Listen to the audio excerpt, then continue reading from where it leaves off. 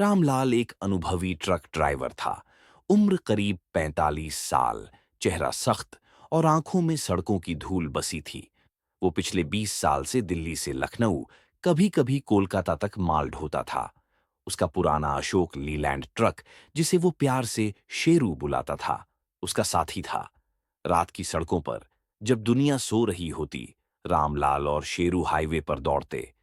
लेकिन ये कहानी उस रात की है जब रामलाल की जिंदगी हमेशा के लिए बदल गई। बात उस सर्दी की रात की है जब कोहरा इतना घना था कि हेडलाइट्स भी बस कुछ फीट आगे तक रोशनी दे पाती थीं। रामलाल को दिल्ली से एक माल लखनऊ तक ले जाना था। माल था कुछ लकड़ी के बड़े बड़े गट्ठर जो किसी फर्नीचर कंपनी के लिए थे। मालिक ने कहा था, रामलाल, ये माल कल सुबह तक लखनऊ पहुंचना चाहिए, देरी नहीं होनी चाहिए। रामलाल ने हंसते हुए कहा, मालिक, मैं और शेरू कभी लेट नहीं होते। रात के 11 बजे रामलाल ने दिल्ली के बाहरी इलाके से ट्रक निकाला। हाईवे पर सन्नाटा था। कोहरे की वजह से गाड़ियां कम थीं और जो थीं वो धीरे धीरे चल रही थीं। रामलाल ने रेडियो ऑन किया। पुराना किशोर कुमार का गाना बजा, मेरे नैना सावन भादो। उसने गाना गुनगुनाना शुरू किया और सिगरेट सुलगाई। लेकिन जैसे ही वो हाईवे के एक सुनसान हिस्से में पहुंचा, रेडियो में खरखराहट शुरू हो गई। गाना बीच बीच में टूटने लगा। रामलाल ने रेडियो को ठोक ठाक कर देखा, लेकिन खरखराहट बढ़ती गई। आखिर में उसने रेडियो बंद कर दिया। लगभग आधी रात हो चुकी थी। रामलाल का ट्रक एक पुराने पुल के पास पहुंचा, जिसे लोग भूतिया पुल कहते थे। ये पुल एक छोटी नदी के ऊपर था और इसके बारे में ड्राइवरों में कई कहानियां मशहूर थीं। कोई कहता था कि यहां रात को एक औरत का साइबान दिखता है जो गाड़ियों को रोकने की कोशिश करती है। रामलाल इन बातों पर हंसता था। ये सब बकवास है, वो अक्सर कहता। मैंने 20 साल में सड़क पर सब देखा, लेकिन भूत वूत कुछ नहीं होता। लेकिन उस रात जैसे ही ट्रक पुल पर चढ़ा, उसे कुछ अजीब सा लगा। कोहरा और गहरा हो गया था और हेडलाइट्स की रोशनी में एक धुंधली सी आकृति दिखी। रामलाल ने ब्रेक मारा। ट्रक रुका और उसने खिड़की से बाहर झांका। कोहरे में एक औरत खड़ी थी, सफेद साड़ी में, सिर झुकाए। उसका चेहरा नहीं दिख रहा था। रामलाल का दिल जोर से धड़का। उसने हॉर्न बजाया, लेकिन औरत टस से मस नहीं हुई। अरे मैडम, रास्ते से हटो, रामलाल चिल्लाया। लेकिन औरत ने कोई जवाब नहीं दिया। उसने धीरे धीरे सिर उठाया और रामलाल को उसकी आंखें दिखीं, काली, खोखली, जैसे दो गहरे गड्ढे। रामलाल का गला सूख गया। उसने जल्दी से गियर डाला और ट्रक आगे बढ़ाया। औरत धीरे धीरे कोहरे में गायब हो गई। रामलाल ने सोचा कि शायद उसका दिमाग थकान की वजह से बहक रहा है। उसने सिगरेट छोड़ दी और पानी की बोतल से एक घूंट लिया।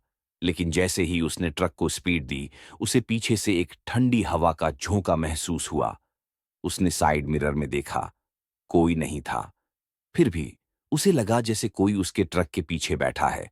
उसने पीछे मुड़कर देखा, लेकिन माल के गट्ठरों के अलावा कुछ नहीं था।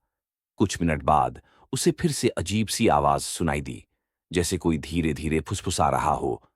रामलाल, रुक जा। आवाज इतनी ठंडी थी कि उसकी रीढ़ में सिहरन दौड़ गई। उसने सोचा, ये मेरा वहम है। लेकिन तभी ट्रक का इंजन अचानक बंद हो गया। हाईवे के बीचों बीच सन्नाटे में ट्रक रुक गया। रामलाल ने इंजन स्टार्ट करने की कोशिश की, लेकिन वो चालू ही नहीं हुआ।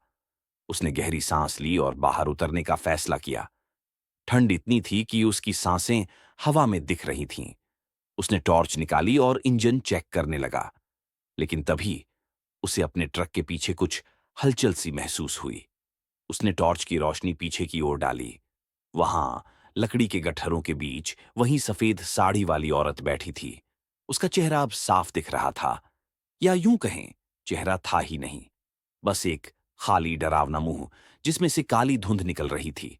रामलाल चीखा और पीछे हट गया। उसने ट्रक का दरवाजा खोलने की कोशिश की, लेकिन दरवाजा जाम हो गया था। औरत धीरे धीरे गट्ठरों से उतरने लगी और उसकी फुसफुसाहट अब साफ सुनाई दे रही थी।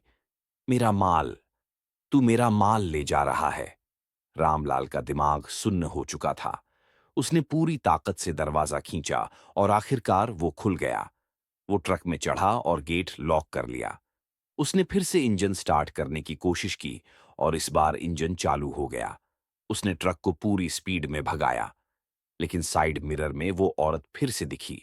वो ट्रक के साथ साथ चल रही थी, जैसे हवा में तैर रही हो। रामलाल ने प्राणायाम की तरह सांसें लीं और भगवान का नाम जपना शुरू किया। हनुमान चालीसा पढ़ते पढ़ते उसने ट्रक को एक ढाबे की ओर मोड़ा, जो कुछ किलोमीटर दूर था। ढाबे की रोशनी दिखते ही उसे थोड़ा सुकून मिला। उसने ट्रक रोका और ढाबे के मालिक को सारी बात बताई। ढाबे का मालिक, एक बूढ़ा सिख, गंभीर चेहरा लिए बोला, रामलाल, तूने उस माल को क्यों लिया? वो माल शापित है। रामलाल हैरान था। बूढ़े ने बताया कि कई साल पहले एक औरत जिसका नाम माया था, उसकी लकड़ी की दुकान थी। उसने कुछ गलत लोगों से उधार लिया, और जब वो पैसे नहीं चुका पाई तो उन्होंने उसे और उसकी बेटी को मार डाला। उनकी लाशें उसी जंगल में दफना दी गईं जहां से ये लकड़ी काटी गई थी। तब से माया की आत्मा उस लकड़ी के साथ भटकती है, और जो भी उसका माल ले जाता है उसे वो छोड़ती नहीं। रामलाल ने सोचा कि वो माल को उतार देगा। उसने ढाबे के पास ही सारी लकड़ी उतार दी और मालिक को फोन करके सारी बात बताई। मालिक गुस्सा हुआ, लेकिन रामलाल ने साफ कह दिया, मैं ये माल नहीं ले जाऊंगा। उस रात वो ढाबे पर रुका। सुबह जब वो ट्रक चेक करने गया तो देखा कि ट्रक का